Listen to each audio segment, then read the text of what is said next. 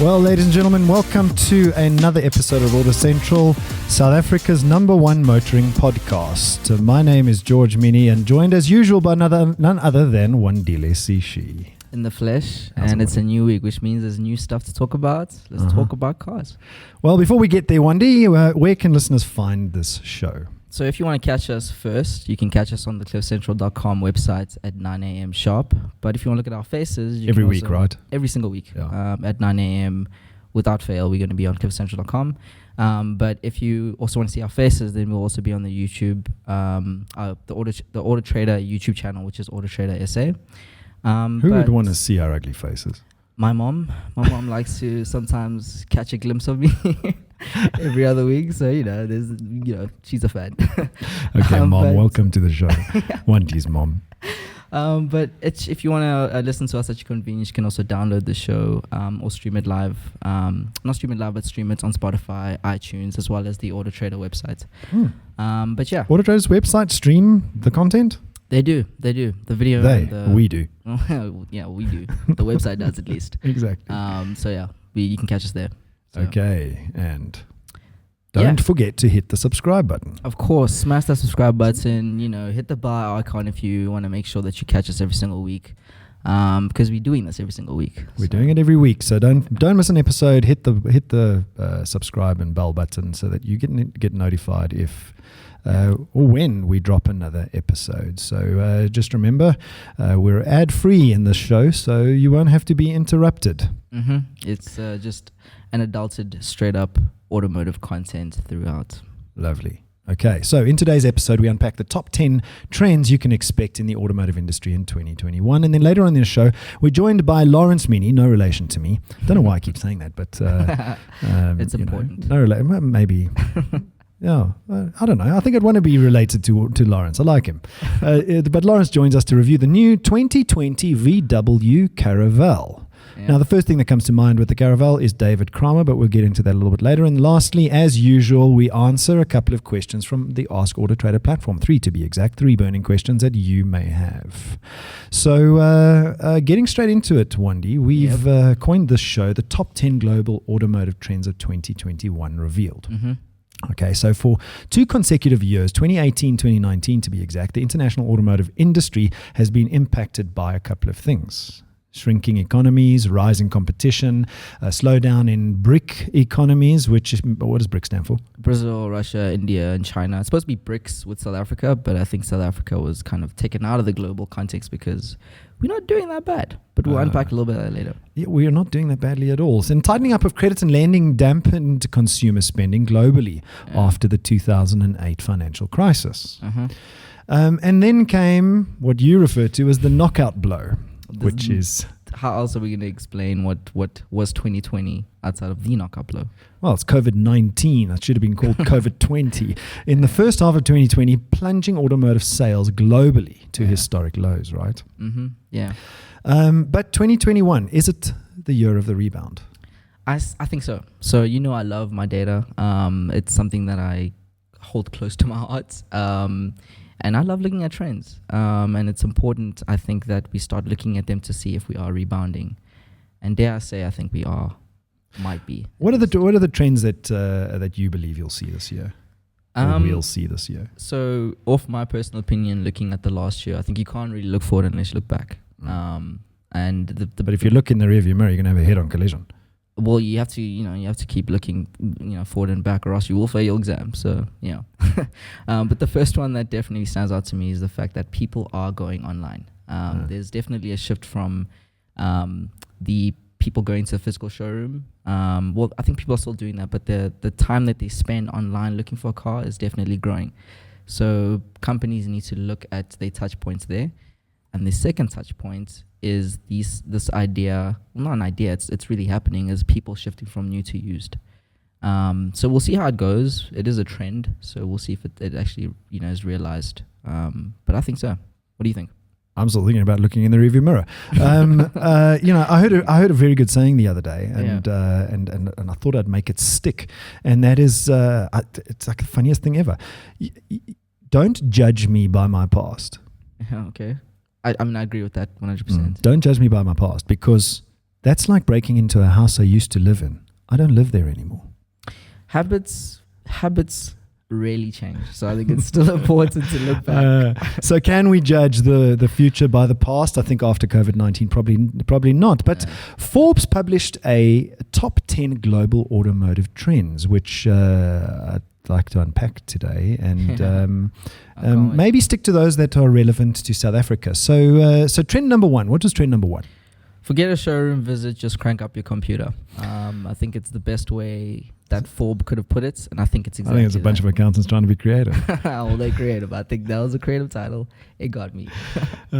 So one of the star acts of 2021 will be the automotive digital retailing that we're already starting to see, because online retail's already made a significant inroad into organized markets. Yeah, definitely. I like the way they put organized markets. They're effectively saying that North America and Western Europe are organized markets and everyone else is disorganized market. I don't know where South Africa fits into that grand scheme of things. But with this pandemic, it's pushed automotive digital retailing into hyperdrive. Would you agree with that? 100%. We've seen it ourselves. There's a lot of increased interest in some of the things that we're doing from some of our customers in the automotive digital retailing space, because we are showing value and they're seeing value from the things that we're showing them. And I think if you haven't already, it's too late. The internet is kind of the future of where everything's going to be. Too late for who? Too late for anybody who's has not even who doesn't have a digital footprint. I wouldn't say it's too late, but you're going to be in the back foot at the very least. Well, you're going to have to do some hard work.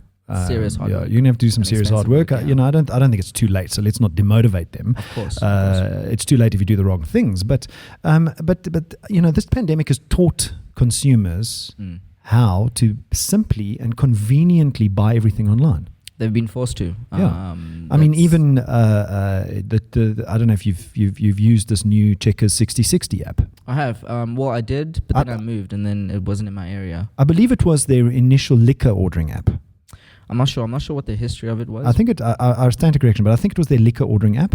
And when lockdown hit and liquor was, buying alcohol was cut off, I think they repurposed it. We'll check on that. But the added attraction of online marketplaces like AutoTrader, which are unburdened by physical retail presences like showrooms or space, owning stock, and the overheads that come with that, has caused marketplaces like ours to focus a lot on automotive digital retailing. And I think it makes it cheaper for the consumer because they're not burdened with those costs, like you just said now.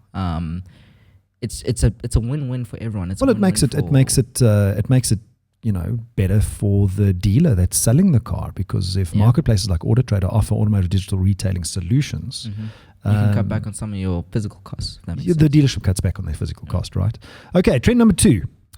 Rise of innovative subscription-based vehicle usership or non-ownership models. We've actually had an episode on this very topic. I have said from day one that it would never work in SA. It will never work. Never mind in SA. I just don't know if this can work. And now after COVID-19 and the pandemic, why would you want to share your car? Yep, we saw it with ride-hailing services, and now we're seeing it with different OEMs around the world shutting down in some of their subscription services. So Volvo tried it in South Africa, BMW tried it in South Africa, and it never really took off. Yeah. The subscription service where you can rent a car effectively, not rent to own, none of that stuff, but properly rent a car. BMW and followed by Audi and Mercedes are now shutting down their subscription services apparently. Yep, and that's kind of, I always believed in this. I won't lie. I always believed in a non-ownership model, but I never considered it for myself, simply because I don't think it's something that, as a consumer, I don't think it was.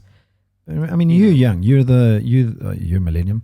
I am a millennial. The very last year of being a millennial, I'm at the cutoff. You're one foot in the other side. I am, yeah. But yeah, so I loved Uber and those sort of things, but safety and those sort of things are super important to me. And I don't think this was marketed enough, firstly. And secondly, do you think it's a marketing problem? I don't think it's a marketing problem. I'd love to see the research on it. But the bottom line is it didn't work. I'm It didn't sure work. these are Australian, It didn't work for whatever reason. It didn't work in South Africa. It didn't seem to work, in other places in the world. I'd like to see the underlying reasons why. But anyway, the rise in innovative subscription-based usership, not ownership models. So in order for vehicle subscriptions to be successful, automakers will need to set in place business models that cover not only the premium needs of the market, but also successfully offer affordable, price sensitive. And I think that's where the trick is. Yeah. So maybe if they come up with an affordable way for people to rent cars. Yeah, cheaper cars as well, not just high-end models where the premium kind of saves, or if there's an accident with a more expensive or premium model, chances are the person who crashed it has a little bit more liability, whereas with a cheaper car, I think it's going to be it's higher risk ultimately, especially in South Africa where people are drinking and driving a lot, and there's just kind of we have terrible driving etiquette. Road rage. Yeah. I'm the calmest driver on the planet. I'll if somebody wants to go, just freaking go. No comment. Whatever. I won't lie. I do have a little bit of a road rage problem. Another day. I hope you have tinted windows so people can't see the shouting and screaming going on in your car. Anyway, trend number 3, Wandie. Okay, with new in trouble, used will be the new it thing, and we're seeing it. Well, we're seeing it in South Africa. The one underlying catalyst is the rise in new car prices. On average, new cars have risen in price by 9% year on year. Yep. Why? Who knows? I know. Please tell me. What is the reason why there's that? Weakening rand is one underlying cause. Import duties. Yeah. Another massive underlying cause. And just generally, we're a small economy. So, for anybody to manufacture something or anything, it costs more because the economies of scale are smaller. But fortunately, 60 to 70% of our vehicle manufacturing is exported, which then saves that bacon a bit. But anyway, nonetheless, new car prices have risen, which has caused used to be the flavor of the day, right? And Forbes says no different, and this is a global trend. I don't think I'm ever going to be able to buy a new car. Personally, in my lifetime, I have been, and I'll come back to your age. I've been a used car user for so long. A used car user. A used car buyer, I guess, for so long. It just makes sense to me. We did a study on vans, not vans, but buckies, and we saw that on average, a nearly new used car can set you back almost 100,000 Rand in savings. Yeah. That's it depreciates insane. the minute you start using it, right? Yeah. And then I'd say I'd couple to the back of this the demand for electric or hybrid vehicles in South Africa. Yep, that's there are the naysayers out there. Oh, the grid, the load shedding, for whatever. The grid. People will come to the party. South Africans find a way. Whether we like it or not, we have to go there anyway. Trend number 4. And that is trend number 4, yeah. So trend number 5 is connected cars will do more. More. Well, this is an interesting topic because many years ago, I did a talk to a group of a room packed full of Toastmasters, and it was about the Internet of Things. I remember having the Matrix as my first slide with all those numbers floating down, and connected cars are no different. It's part of the Internet of Things. Yeah. And the more you can not have to drive your car, the more the Internet of Things are going to become prevalent. Why? Because people can advertise to you inside this new product. It's safer. It's not only now on your phone screen or your laptop screen, but you can sit in your car, your autonomous electric vehicle, be driven somewhere and be served adverts. And the Internet of Things makes that possible, because if you pass let's say a burger joint, and you're driving, or you're not driving, you're in an autonomous electric vehicle, that burger joint could trigger an advert. Some sort of adverts whilst you're driving. Whilst you drive. Well, you're not driving. Whilst you're being driven. Yeah. Whilst you being driven. So I think the two things that stand out for me with regards to connected cars is this idea of convenience and safety. Two things which for any consumer is pretty much outside of, the idea of mobility, being from A to B, which is already ticked off by the box of it's an autonomous car. But it's convenience. You don't have to drive. And it's safe because it's not a human. Humans are notoriously unsafe. Exactly. Historically, notoriously, any word you want to use, we're not the best at anything. using machines. So I think it's a no-brainer. It's going to happen whether we like it or not. Exactly. Internet of Things, here we come. All right. Well, that brings us to the end of the trends that we think impact South Africa. And we're going to take a short break. And when we're back, Lawrence Minnie will join us to tell us more about the iterations after David Kramer. Okay, welcome back. And we have none other than our expert journalist, Lawrence Minnie, in studio to talk to us about the VW Caravelle 2020, or should I say the 2020 VW Caravelle. Now, Lawrence, before we go there, because I had to, when speaking to Wandile about the show before, I had to bring up David Kramer. Well, that can forget? range of vehicle is synonymous with the Roy Volkswagen. You can't not think about pedaling a bicycle through the Karoo without when you're talking about the people mover. Yeah, I mean, again, it's a people mover, but does this car represent the old microbus? Before you answer that, so Not at all. just in relation to the understanding that it was also, I guess, a new version of the Cara or the microbus combi. Is this a Caravelle that we as South Africans consider as the legendary Caravelle? Well, no, not really. Okay, so just to put it into perspective, the Caravelle is merely a trim level of the combi. So the combi and all that came from the 60s. Surfer van, round window, square window. Fashion wagon. 13 window, and then it moved on to the combi microbus, the one that we were talking about now. That's synonymous with David Kramer. The Caravelle came about in the early to mid 90s as a trim level of the microbus. So basically they just said, okay, well, we're going to throw all the fancy stuff at the microbus and we'll call it a Caravelle. So it'll have electric windows and air conditioning and ABS. And Did it gain popularity so much so that VW was like, let's just turn it into its own? But it still had the Volksy flat 4 engine in the back. well, yes. Back then. Back then. Now... So it was just trim level stuff. So all the fancies. Yeah. So the Caravelle was basically just a trim level, and it still is a trim level because if you look at the new combi, which is coming in a few weeks' time, the Caravelle is just a trim derivative and an engine and gearbox train that makes it better than the combi.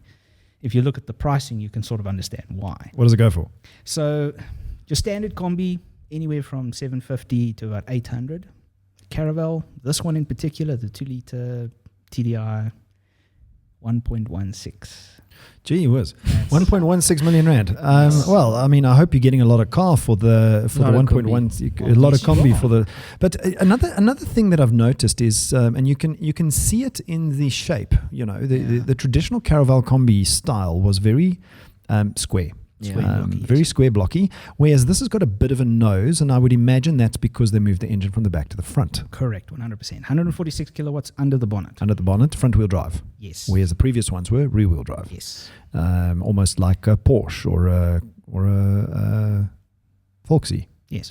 So this isn't necessarily like a combi in the sense that it's a people mover. This is for a family. This is for someone who is carrying precious cargo. So it seats 7. So there's like a Fortuner. Yeah, passenger and driver up front. Then you have 2 seats, captain's chairs that face in the opposite direction, and then a bench seat that takes 3 at the back. There is actually a table and chair, a table like a dinner table, that all these chairs and everything move on rails, on a rail system inside the car. So you can actually move everything around inside the vehicle to the way you want it. Oh, wow.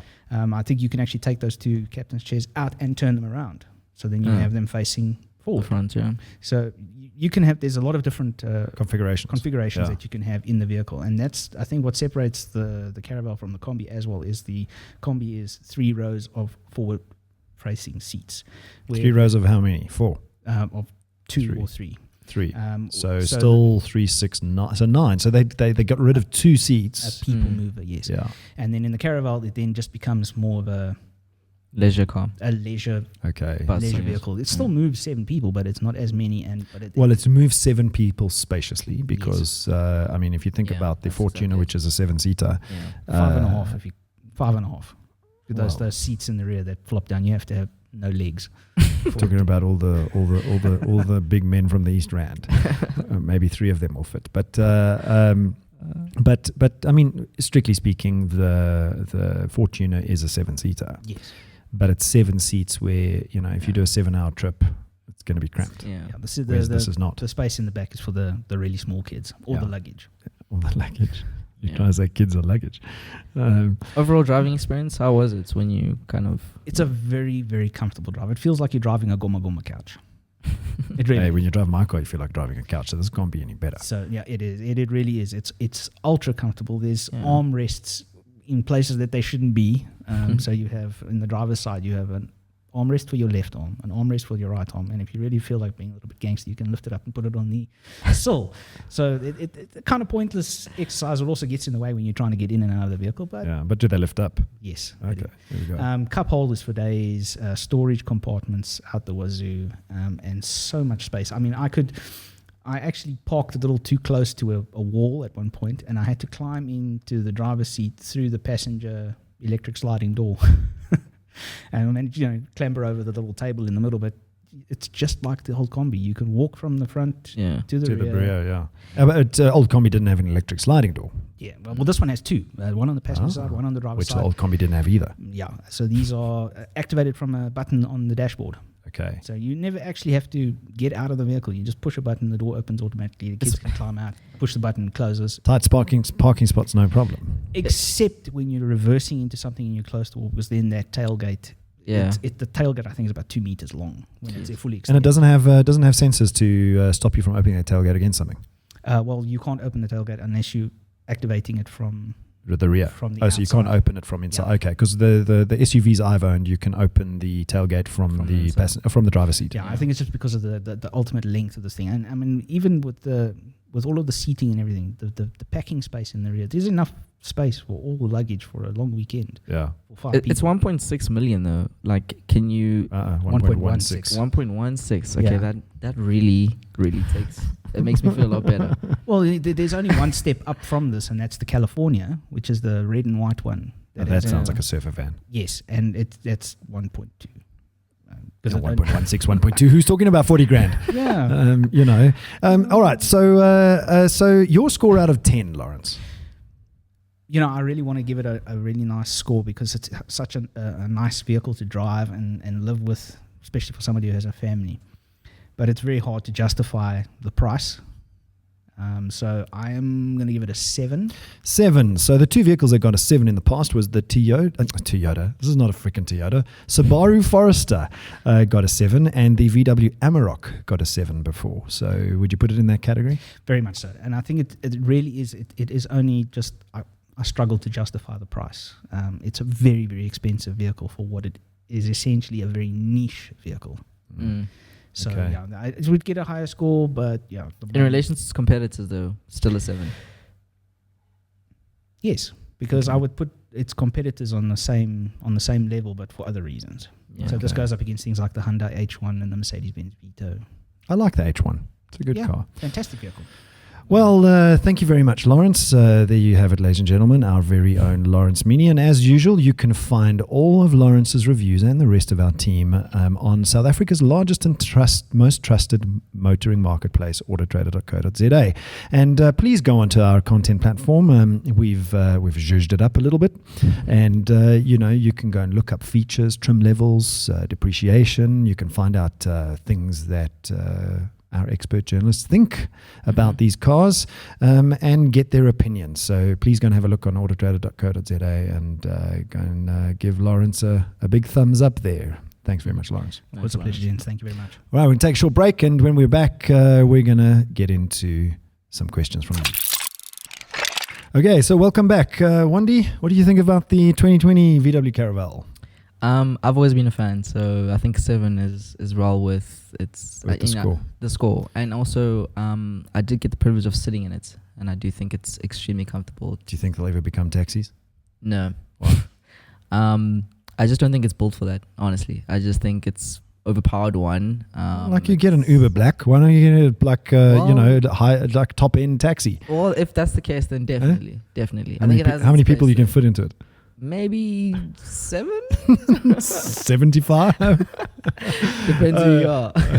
All right. So every day people send AutoTrader motoring related questions about all things car buying. So Wandie has pulled out some burning questions from you. What is question number 1, Wandie? And you can find a lot of these questions and answers on autotrader.co.za/answers. Question 1, Wandie. So the first question is from Brian, who's asking, how do car loans work? Very simple. What's the process? Well, Brian, short answer is the National Credit Act puts in place certain procedures that all dealerships are required to follow. Yeah. Okay. So no dealership is exempt from this process. And what that means is that they have to do an affordability assessment. They have to collect some data and information from you, which is your ID, payslip, proof of residence, all that stuff. And then they approach the bank on your behalf. In fact, they approach all the banks on your behalf, unless you say otherwise. And then they get you some offers back. And once all of this is approved, you can probably have your car within the same week. If you do it on a Monday, 3 to 5 days, by Friday you could be driving home. But there's something that dropped into my mind now when you asked me this question. That is private banking. What about private banking? And it's worth saying. A lot of people think. Yeah. And I've heard this from customers, from dealers. People walk into a dealership like, I've got a private banker. I can get the best rate. I want to buy that car. I promise you, chop, you can't. Yeah. In fact, a funny story. Whenever I've purchased a big ticket item, my bank was never the bank that gave me the best. Exactly. Option. So if you're a knucklehead that has a private banker, I promise you the dealer will beat you 7 days out of 7 to an interest rate or to a deal. So now watch somebody tweet me and say, "Oh, I got a better deal than the dealer," and it'll come up somewhere. But no, you probably can't. The dealer will beat you 7 days out of 7, and the reason is because dealerships and banks work together to give you the best deal, possible finance deal. Yeah. No private bank can beat that, I don't think. So anyway, question number 2. Question number 2 is kind of a story, but short question is car bought with 2 different brake sets. So this individual, Rinesh, went in to change their brakes, and they realized that they had 2 different brake sets on the front and passenger side of the front wheels. The car was actually bought almost brand new, but there is a caveat. So almost brand new. 2,000 Ks on the clock. Okay. But they were in an accident shortly after purchasing the car. They claim that there was no changes done to the brakes after the panel beaters, but they just want to understand, is there any recourse with regards to going back to the dealership and investigating why they have 2 different brake sets? Well, I mean, there's no harm in asking, but Rinesh, to be honest with you, the chances of recourse are 0, especially seeing as that car's been in an accident. Yeah. There's a lot of disproving to do, which you're going to find very, very hard to do. So your best bet is to go and speak to the dealership and see what you can do. My other question is the car still in warranty? Yeah. You could always just replace them. If the car's still in warranty and it's been repaired by an approved repairer or after the accident, because that's an important part as well. You need to retain the warranty on the car by only repairing it at approved repairers. I would go and speak to the dealer, but to be honest with you, your chances are slim. It's going to be tough, especially seeing as the length of time you've had the car, Rinesh, as well as, people are going to deny responsibility, and you're never going to find the real culprit here. Yeah, I think the best thing to do is just change them. That's the best case scenario, is just change them yourself, because you can't drive around in that thing. I mean, depends on what the go get it assessed, because you don't want to be driving an unsafe car. Yeah. That's the first thing. So go get it assessed, go get a quote, speak to the dealer, see if the dealership will come to the party with you. Yeah, agreed. Good. Question 3. So the third question comes from Vusi, who's asking, is it safe to take keyless entry as an option? So essentially, what happens if, for instance, the car battery dies? Will they still have access to their vehicle? First of all, Vusi, we live in the 21st century, so this is the norm. Smart technology, it's every day, it's all around us. It's something that you're going to have to embrace, fortunately or unfortunately. So 21st century, that's the first thing. Secondly, I've had a few key fobs in a lot of cars, and I've had 1 or 2 die. And the car warns you when the key fob is going flat. Yeah. And then it's as simple as taking it to the dealership, replacing the battery, or doing it yourself. It's not that hard. There's really YouTube. easy. Go to YouTube, ask them, ask YouTube how to replace the key fob battery, and you'll figure it out. It's not as complicated as you may think. It takes a standard. Well, my ones took a standard one of those disc type, me too. type batteries. Yeah, exactly. Like a watch battery. So I don't think it's a problem if the battery dies, and there's always the physical key in the key fob. I haven't found a car that doesn't have a physical key inside the key fob, and usually either on the driver door or on the boot, if I believe, you'll be able to stick that physical key in and get into your car. So I don't think you have anything to worry about, Vusi. Go and get with the 21st century technology and make your life a little bit easier. Agreed. Well, Wandi, almost called you Vusi. That's all we have time for. That's been me, your host, George Mienie, and Wandile Sishi. See you next time. Sounds good.